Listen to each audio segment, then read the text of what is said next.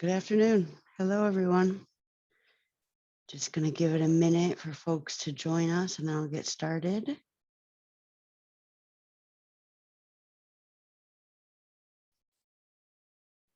Hopefully everyone's having a wonderful day.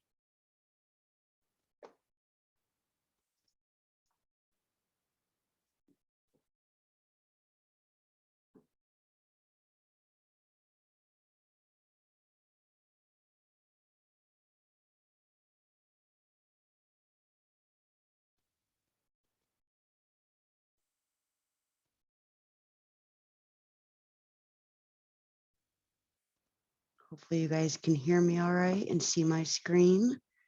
Please let me know if we're having any issues on either one of those points. Give it another minute or two and then we'll get started. Cool. Thanks, Chris.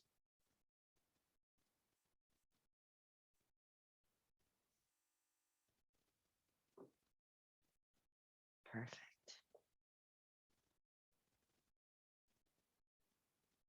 Yes, please turn me up and turn the TV down.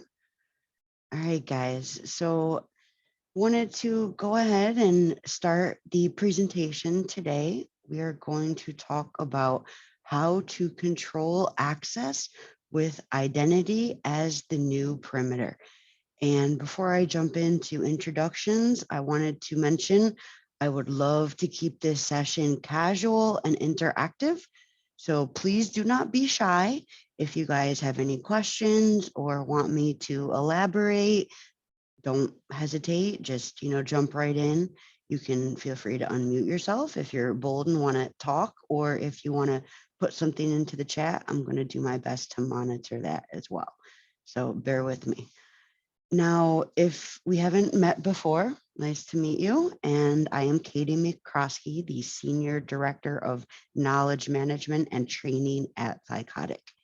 And I've been with Thycotic for almost 12 years, actually 12 years this month. So it's been a long time in tech. I think you guys can acknowledge that's practically a lifetime commitment, right? But I am a privileged access management subject matter expert. And so I am going to be leading the session today and really, again, focused on what is the traditional perimeter security. Why is identity the new perimeter? And then talk a little bit about how to define identity and how to control access. So this is the agenda for the session today. Now, again, please feel free to just jump right in if you guys hear anything that sparks a question or a comment. I would love to keep the session interactive and want to make the best use out of everybody's time today. Now, when we think about security approaches and what organizations are doing nowadays to define identity and control access, it can be a challenge. I want to talk a little bit first about traditional perimeter security defenses. And really, I'm going to emphasize why, in my opinion, traditional perimeter security is dead and why organizations need to focus more and more on identity as the new perimeter. If we think about what is that traditional perimeter security, it's often going to be the layers of defense. So if you think about the old school approach, you have your firewalls, you have your antivirus, you have your VPNs, you have your email gateways, you have your intrusion detection systems, and so on, so on. If we think about the traditional original approach to network perimeter security, really it was originally designed to protect all of the data and the IT assets that were in the network, physically located in the network. And again, the idea of defense in depth is to build layers and layers of defense. Now, the idea was to protect against outside threats. So think, the big bad internet, right? And hackers that would be coming in from outside. Now, this was, a great approach many, many years ago when there was a defined boundary, right? There was really kind of that line. that defined line between what is inside the network and what is outside the network. Now, again, when we had limited points of entry and a lot less data, this strategy may have worked. But I'm here to tell you that that is not the world we live in. More and more folks are thinking about identity as the new perimeter, and it's because of a lot of different factors. Um, I think if we look at the landscape today, so May of 2021, I think the most obvious explosion in remote workers that we've seen is pandemic driven. Unfortunately, we have this global pandemic going on. More and more folks are working from home. There's been an absolute explosion in remote workers and adoption of work from home technologies.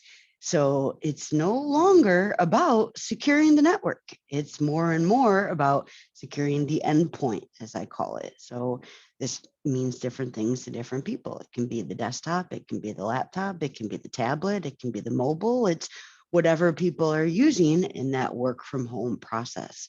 Um, I don't think this is going to change, guys. So, as much as we do see things improving in terms of the pandemic and more folks are getting vaccinated, which is great, I think it's going to take some time for us to get back to normal. I think a new normal is really what we're going to see. And I don't think the remote workforce is going anywhere. I think more and more this is going to be a challenge and an issue that organizations are going to have to address, and specifically a new layer in their defense in depth strategy. So not only do we have, remote workers that are pandemic driven, but we also see more and more access coming from clients, partner access, contractor access, right? So more and more outside folks need access to quote unquote internal assets, right? And so with that comes new perimeter security challenges, right? You're letting more and more people in. You can't necessarily force all these people to authenticate using your SSO, or you can't necessarily force people to authenticate using their multi-factor. So there's more and more challenges on client access, partner access, contractor access, and how you secure their identities and their need to access sensitive corporate and organizational assets. Now, another industry trend that we are seeing in the market, I suspect you guys are seeing too, is just an absolute explosion in cloud adoption. So more and more, it's not, is the cloud secure? And more, it seems to be, how do I securely use the cloud? If we think about sensitive data, right, there's lots and lots of sensitive data, intellectual property, customer data, healthcare data, financial data that's in the cloud. And so organizations are thinking about these new areas and aspects of privilege, right? And thinking more about, how do I control, how do I confirm identity, how do I control access? Now, we also have an explosion of what we call non-human accounts, right? So BYOD, IoT devices, explosion in virtualization, VMs. So with all these new technologies, right, and all these new areas, people are struggling to define and control security at the perimeter. The landscape has changed. The attack surface is exponentially increasing. Think about technology and innovation. With that comes disruption. And again, more and more of these legacy solutions and these legacy techniques, they really produce limited results and inconsistent protection. And unfortunately, this has led to some massive catastrophic organizational breaches. So I'm sure you guys are watching, the same news and reading the same news that I am. There was the recent pipeline attack, the ransomware attack on the oil pipeline. Some of these attacks are just becoming more and more sophisticated, and the implications of the attack, right? The impact of the attack is just becoming more and more.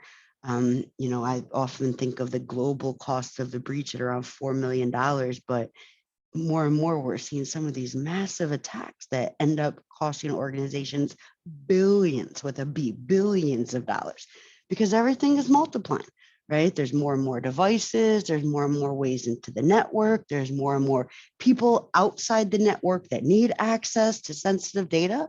Not to mention, there's more and more critical infrastructure, more and more critical data, more and more systems that might be outside of the control, right, that are also holding critical data. And so again, with all these new volume, all this new challenges, right, it really is difficult to control access. And when we think about controlling access, I want you to keep in mind these three buckets, right? We're talking about controlling access for people, right, for applications and machines, right? Because remember, there's all these non-human types of accounts. And guys, I have a little bit more news, bad news for you. Hackers are taking advantage, right? They know the limitations. They understand that more and more of the remote workforce, they don't necessarily have sophisticated controls on those remote workers, right? They know that the perimeter is dying.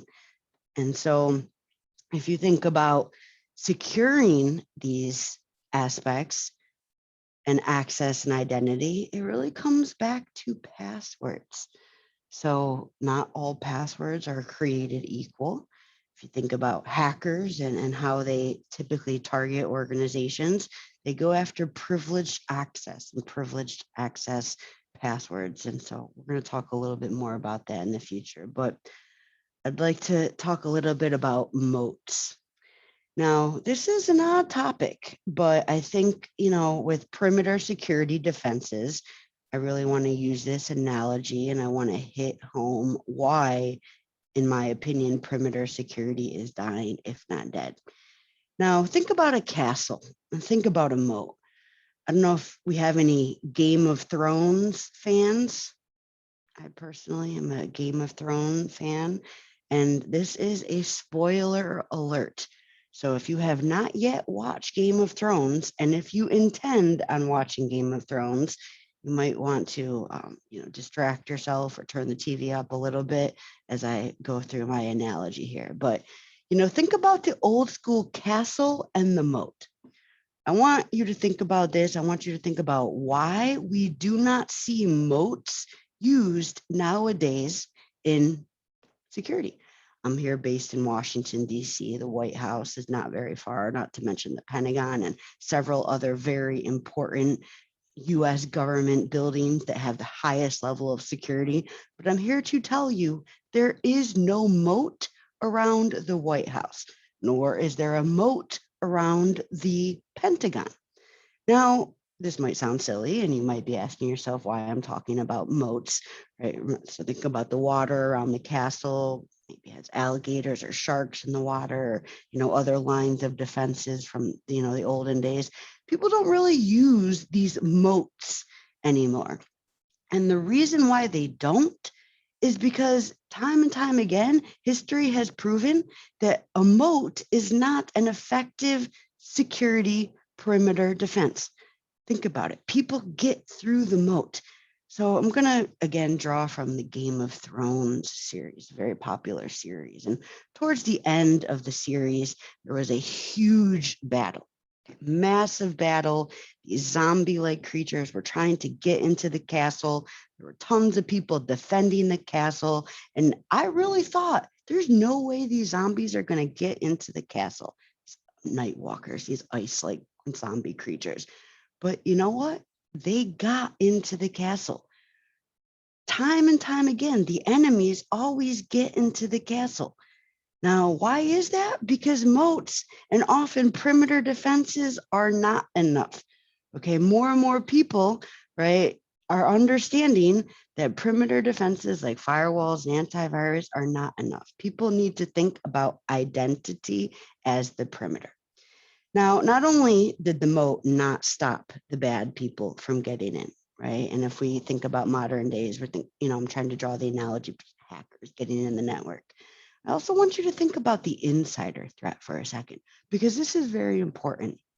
So think about, the king in the castle and maybe the king's tailor, right? The person who makes the suits for the king, right? That person is going to be allowed into the castle, right? Their identity will be confirmed. They'll be allowed into the castle, but they could still represent a threat, right? Or perhaps a chef in the kitchen, right? Who's also allowed into the castle, but who could then poison the king and the queen, right? So these are the types of things, right, that I want to, again, draw to modern day challenges with securing the identity and why the perimeter is dead.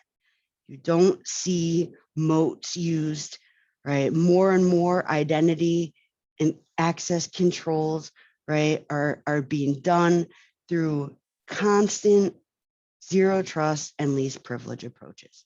This whole idea of a moat is a dated method. It no longer works.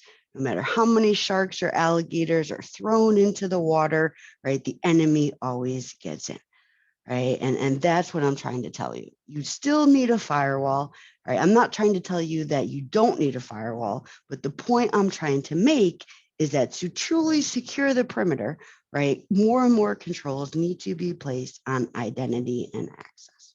That is the new perimeter. So let's shift now, okay? Why is the new buzz all about identity being the new perimeter?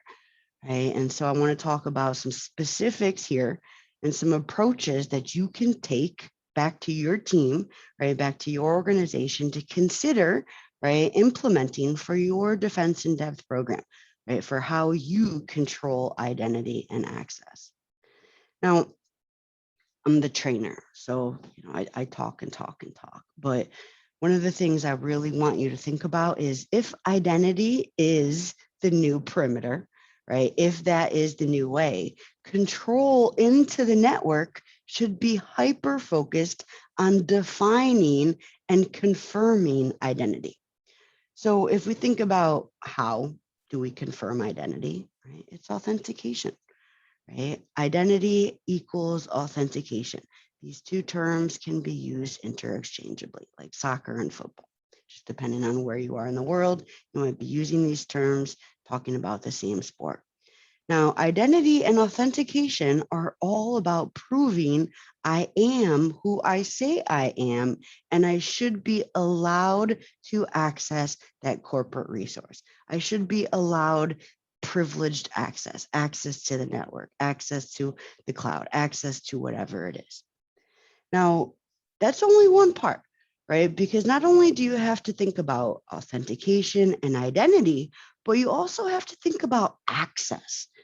And another term for access is authorization, right? Access equals authorization, right? Or essentially, right, the level of authorization. Not only I am who I say I am, but also I'm authorized for this level of access.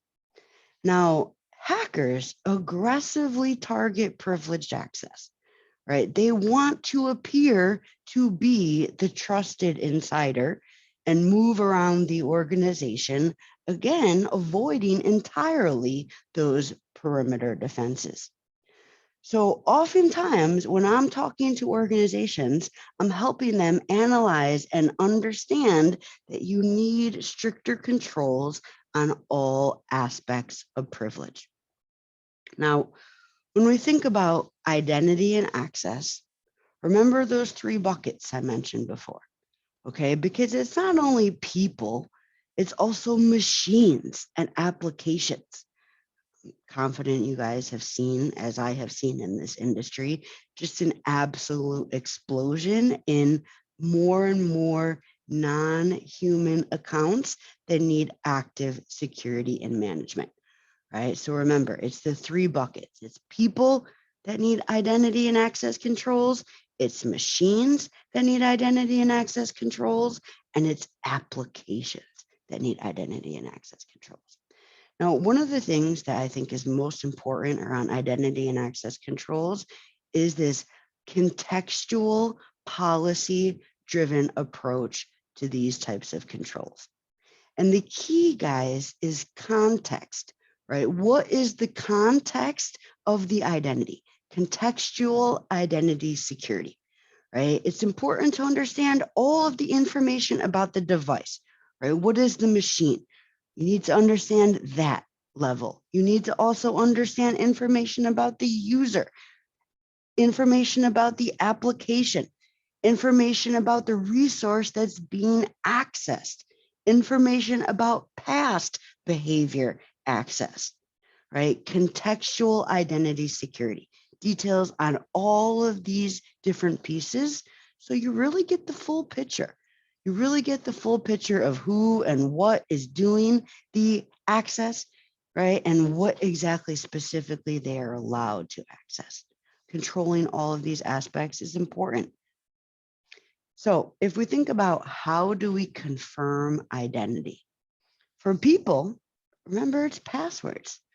It's multi-factor, it's biometrics, right? It's tokens and soft tokens and hard tokens and retina scans and fingerprint scans and facial recognition scans. If we think about machines, their identities are typically confirmed using key pairs, right? Public and private key pairs. So things like SSH or NTLM or certificate-based authentication. Now, for applications and services, remember that third final bucket that we're talking about, typically identity is verified using the account that is running the application or the service. And this is not enough. This is typically a generic domain admin account. And in my experience dealing with customers, right, identifying applications and services by the account that's running them is not enough contextual security to have confidence and faith. And again, I want to draw back, the current events and that ransomware attack that we just saw this week in the market.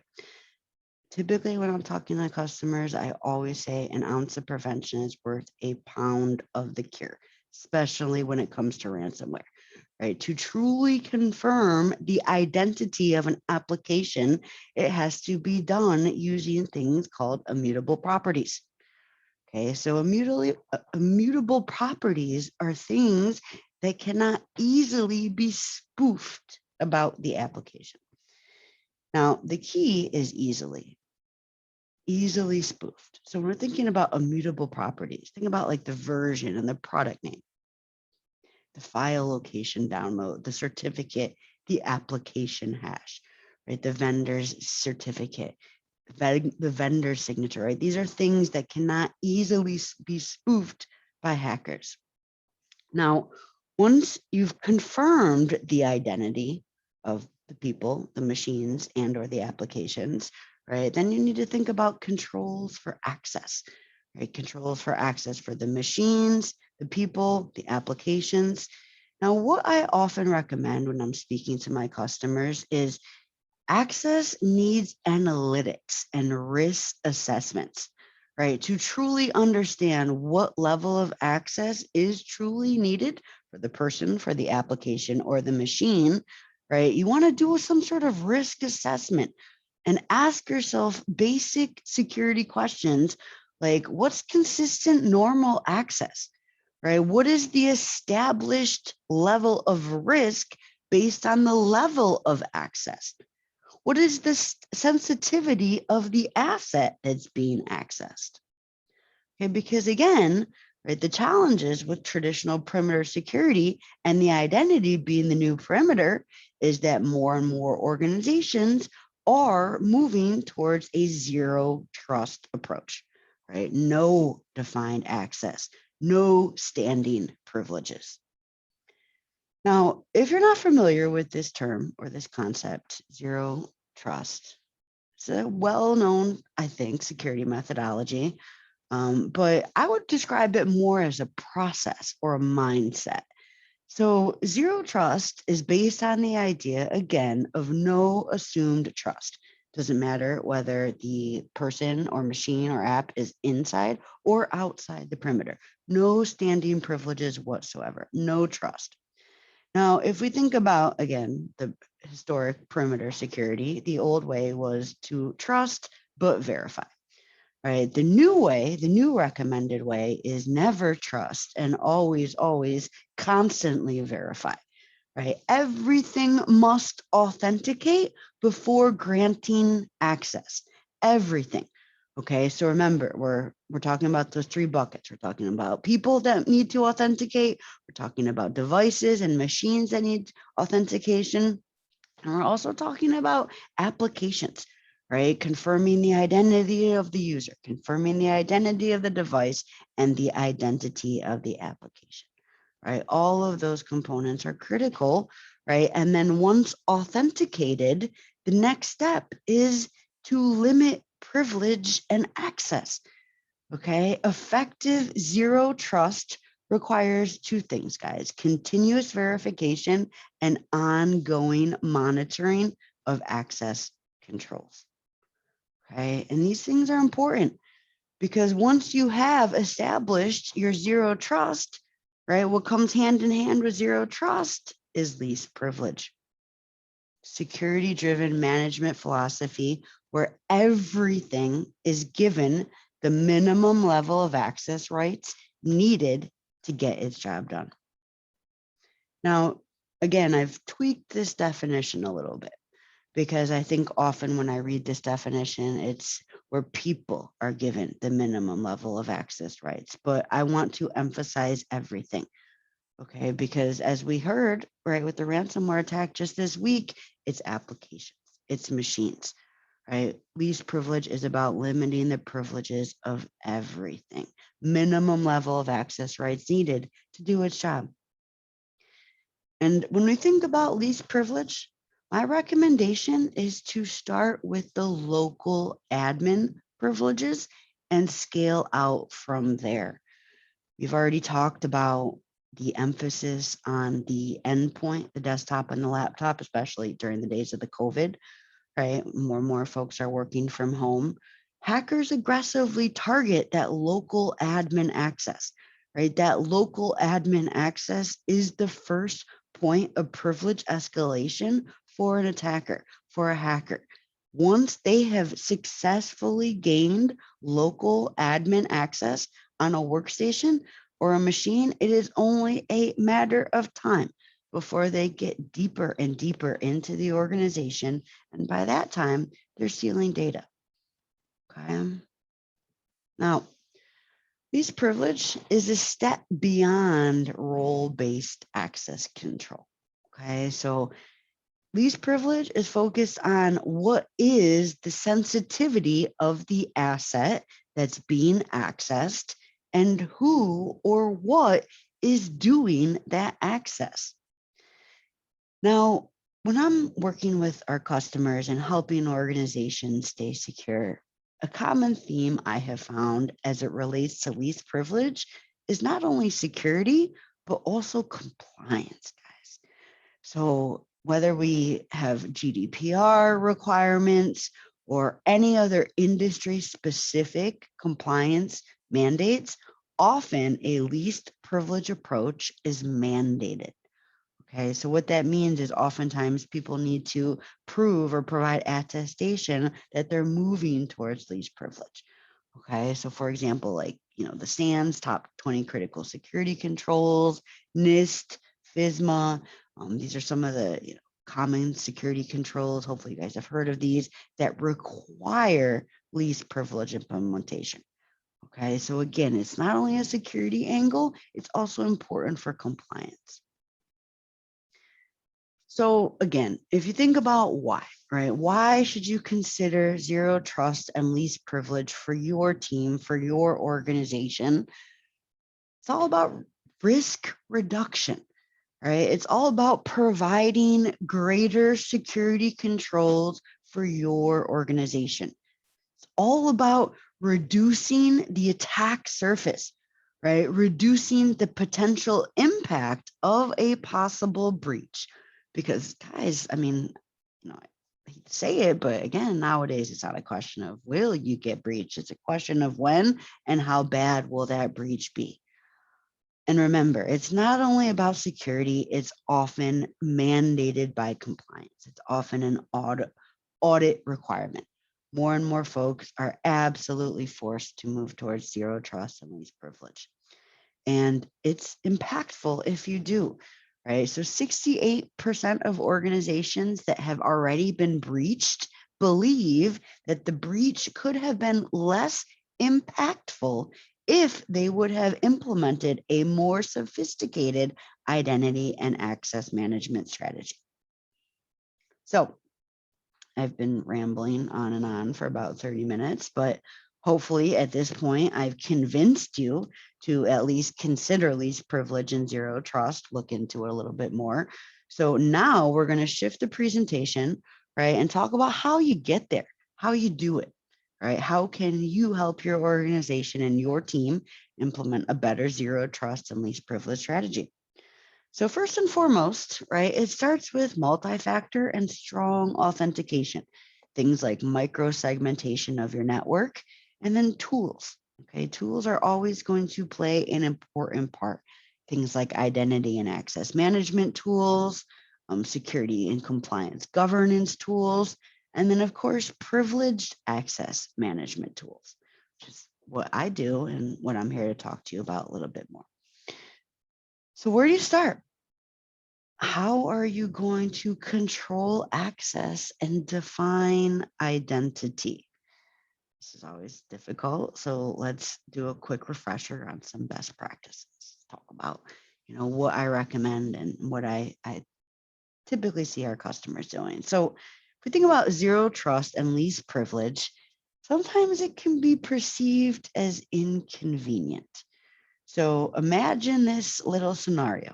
If I come into your organization and tomorrow I remove everyone's privilege access, all of a sudden people need to re-authenticate into systems, right? Or maybe even worse, they've lost their privileges entirely. What do you think is going to happen? Do you think people are going to like me? I'm actually quite likable, but no, okay? That is going to potentially stop the business, cause the business to come to a grinding halt, okay? Because some people require privileged access. And so the key here is to manage expectations. The key here is to make sure you have a plan, and more importantly, you can effectively communicate your plan as to how and why you want to implement least privilege and zero trust. And what I would recommend is executive sponsorship. Okay, this is very important.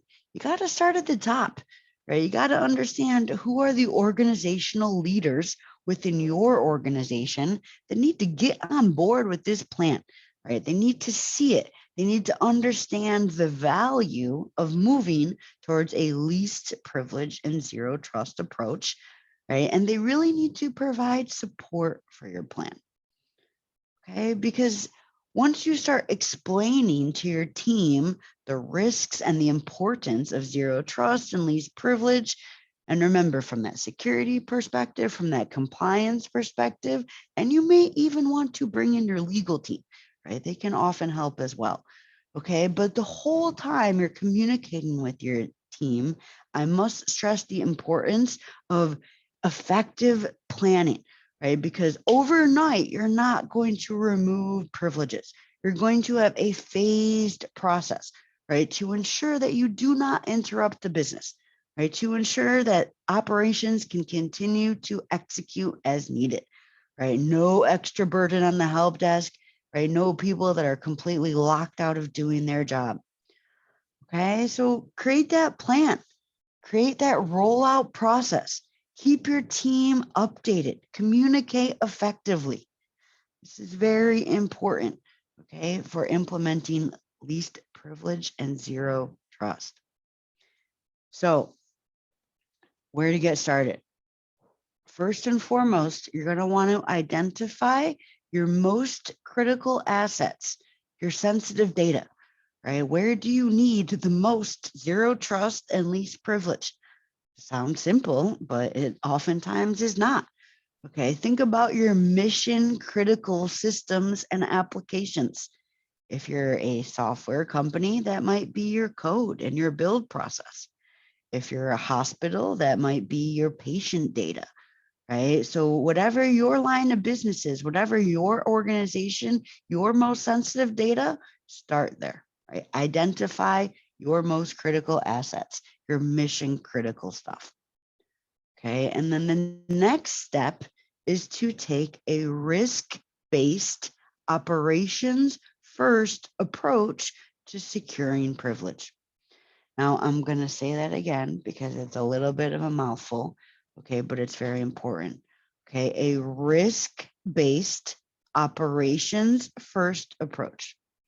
Now, what this means is that once you've identified your most critical business data, your most critical business assets, you set the priority there, right? You focus on controlling those areas, right? Policy, contextual driven approach to securing your most valuable data and your most valuable assets.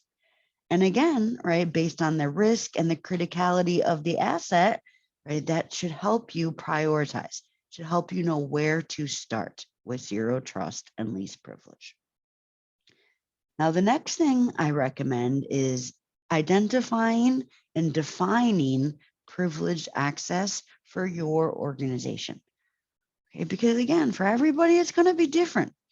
Think about Coca-Cola, like the soda, right? Think about their most privileged asset. It's the recipe for Coca-Cola, for the soda, the beverage. So whether that's stored digitally or on an index card somewhere, you could be damn sure that that's going to be privileged access, right? And anyone that's accessing that account, they're going to have to go through zero trust and least privilege controls. So identify privileged access because hackers target it. Again, I define it as the difference between a simple perimeter breach and a catastrophic organizational breach. Now, once you have defined privileged access, implement those controls, right? Implement policies for all of your different aspects and areas of privileged access.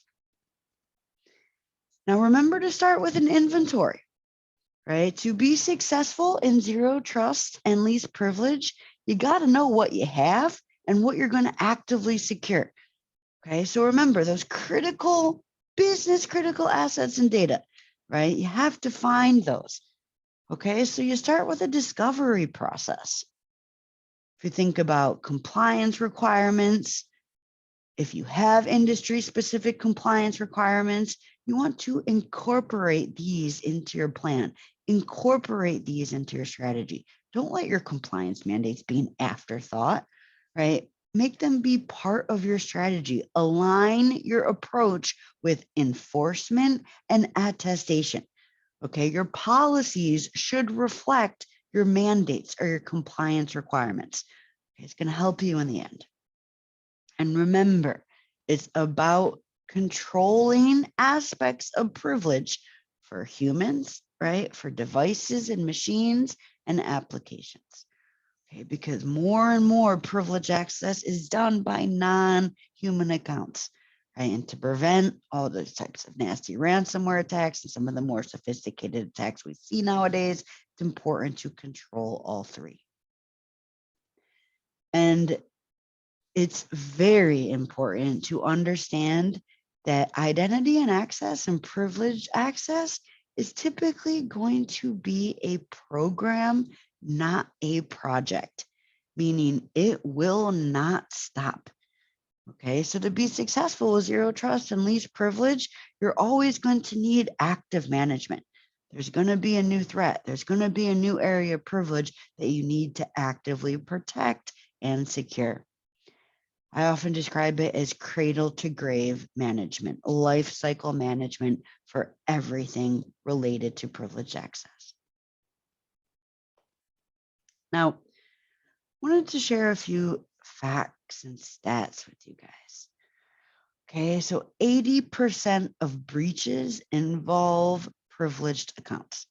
Again, I said it before, not all passwords are created equal.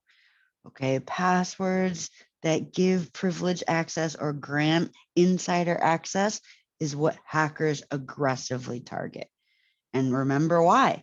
Because it gives them the ability to avoid all of that perimeter defense, right? All of those things that we talked about that aren't really working that well anyways nowadays, right? That's the whole point. They want to avoid that entirely. They want to gain privileged access and move around the organization, appearing to be a trusted insider. And they're having a lot of success with this.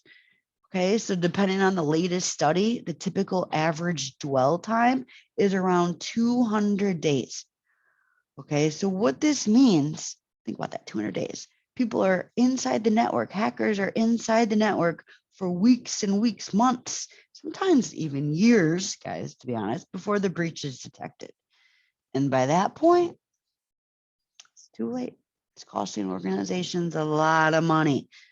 Okay, so again, as I mentioned, global average cost of a breach, $4 million. If you look here in the US, that number is actually 8 million. Okay, but nowadays, some of these massive catastrophic organizational breaches are costing billions with a B. And so what Thycotic does is we help organizations secure all of these different areas and aspects of privilege. So Thycotic has an entire product portfolio that focuses specifically on privilege access. Privilege access is a subset of identity and access management, but it's changing. Guys, I don't know if you remember the first slide. I've been here for like 12 years. I've been in this industry. Okay. And what I've seen over the years is the definition of privilege is changing. It's non-human privileges, it's service accounts, it's IoT, it's robotics, it's the cloud, it's all of these different areas. Okay. So this is what Thycotic does. We narrowly focus just on privileged access, but we do it really well.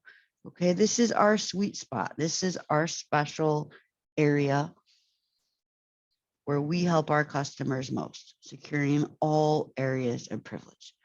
Okay, so whether it's the developers who typically value convenience over security, right? Or whether it's endpoint and application privileges to protect your remote employees and your remote workforce, right? Thycotic has solutions that help organizations address all of these different areas of privilege. Now, I think, one of the slides I have most that can prove that is our logo list. Confident you guys are recognizing many of these logos and many of these customer organizations that Thycotic works with. I want you to notice the diversity in industry. So at its most basic form, guys, everybody's got a password problem. Okay, and if organizations have not addressed this layer in their defense in depth program to implement and control identity at the perimeter, they will need to soon. And whether it's, large multinational organization or a small managed service provider, Thycotic can help. Okay, we have custom solutions and different licensing options that will meet the functional requirements as well as the budgetary considerations for all different sized organizations. And again, across all different industries and verticals.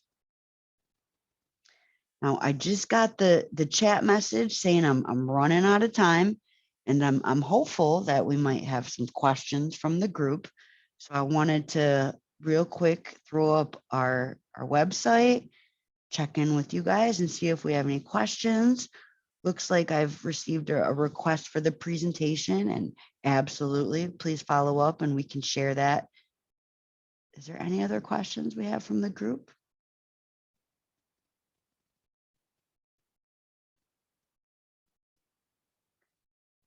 Cool. I see we have a question around implementation for this type of product for small and medium and large size organizations. So, one of the important aspects at Thycotic, and I would even call it a mantra of Thycotic, is we firmly believe in usable security. Okay, so we have a reputation on the market for being easy to implement. Again, easy is subjective, okay, but the tool is designed from the jump to be easy to implement and easy to use by our customers. We firmly believe in usable security. Tech and cybersecurity are complex. The solutions and the tools you buy to help you enhance your security should not be difficult to use. So, we can see organizations that download a trial of our software, takes them 30 minutes to get the product installed, and they start running discovery and finding accounts. So, I see smaller organizations that can get up and running in weeks.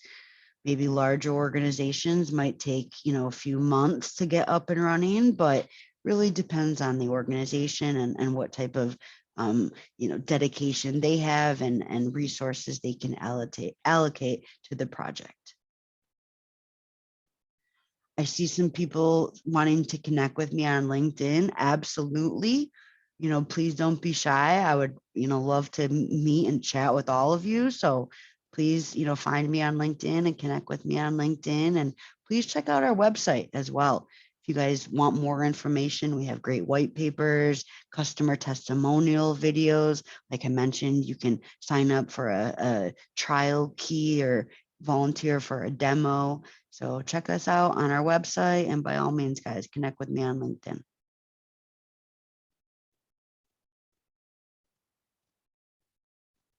Okay. I think that's it from the group. Any other questions? Mention a few weeks. Is that a small project? Yes, absolutely. Yeah, for a smaller organization, a few weeks. For a larger organization, this could absolutely take a few months. Exactly. But we do see customers that leverage our professional services team, and we also see customers that go at it alone. So there's not the same complexity as what you see with maybe some of the other vendors in this space. What goes wrong when this type of product is installed? So I mean, our support team is always available to help. We offer 24/7 support globally. So, wherever you are in the world, we can absolutely help you if you do attempt installation on your own and have any issues. Now, we do have a highly available distributed architecture as well as on-premise and cloud offerings. So if you don't want this on your network, we have lots of different, global Azure instances and a Canadian instance. So if it's cloud or on-prem, we kind of have options as well as lots of robust DR and HA that we can explore with you guys. What type of user is the hardest to secure? The uneducated user. Is that a fair answer? I think service accounts are a big issue for our organization and for our customers. These non-human accounts really seem to be the biggest struggle from a security perspective. And especially, when some of these accounts are domain admin privileges, can represent a lot of risk. And so it's not specifically a human user account, but I think that that's where a lot of risk and one of the harder areas of privilege to secure these non-human accounts.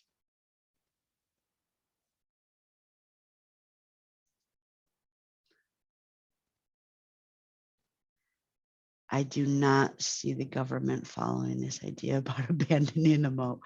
You know what? There's no moat around the White House. There's no moat around the Pentagon. So I do think there's, people have given up on that idea.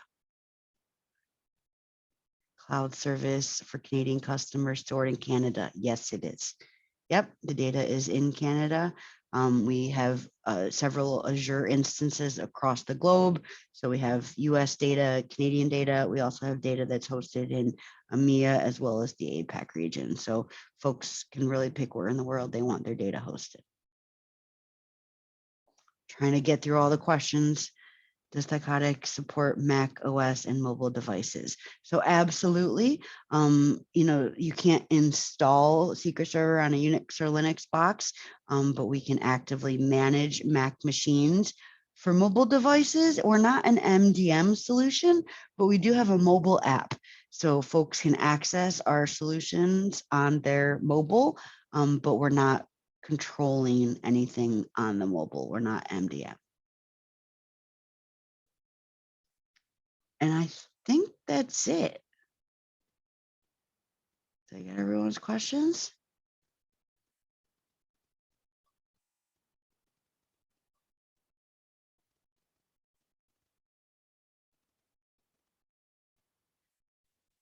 Question about authentication and double authentication. No, I would encourage that. Nowadays, this really does not create any delay in access. Most of the time, these sophisticated multi-factor authentication options are instantaneous. So there's usually no delay in access.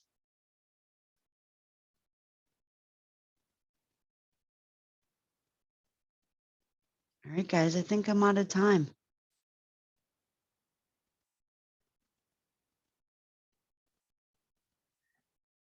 It's been a pleasure. Please, like I said, follow up with us when we'll chat more in the future, everyone. Thank you so much for joining my presentation.